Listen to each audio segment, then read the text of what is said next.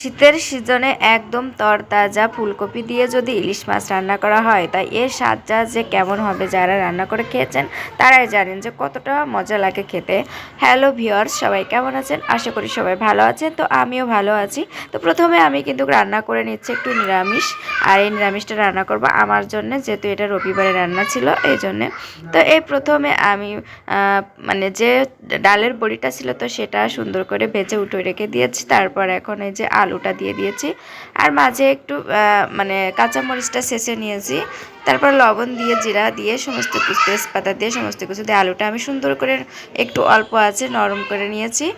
আর তারপরে যে কপি দিয়ে দিলাম, পাতাকপি কেটে রেখেছিলাম একদম কুচি কুচি করে। তারপর লবণ হলুদ দিয়ে আর এই বড়ি দিয়ে সুন্দর করে আমি এটা কেটে মানে রান্না করতে লাগলাম। আর পাশে যে ইলিশ মাছ ছিল তো সেটা দিয়ে আমি মানে ভিজিয়ে রেখেছিলাম, তো ওটা কেটে কুটে গুছাতে লাগলাম। আর এরপর আমি একটু চালের গুঁড়ি ভিজিয়ে রেখে একটু আঠালো করার জন্য তো এই যে আমি দিয়ে দিচ্ছি মানে পাতাকপির মধ্যে। তো পাতাকপি রান্না কিন্তু আমার শেষ হয়ে গেছে।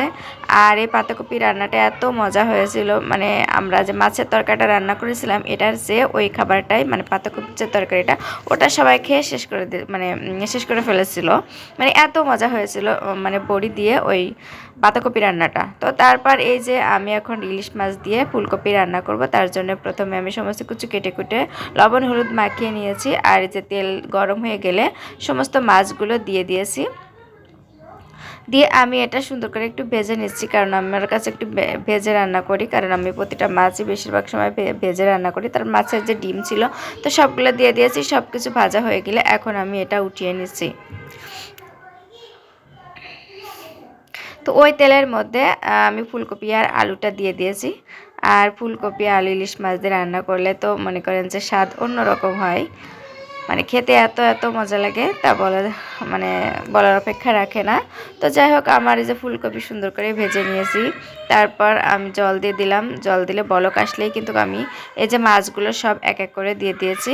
আর এটা দিয়ে আমি কিছুক্ষণ জাল করে মানে জাল দেবো, অর্থাৎ যতক্ষণ পর্যন্ত এটা গলে না যাচ্ছে ততক্ষণ আমি এভাবে সুন্দর করে জাল দেব।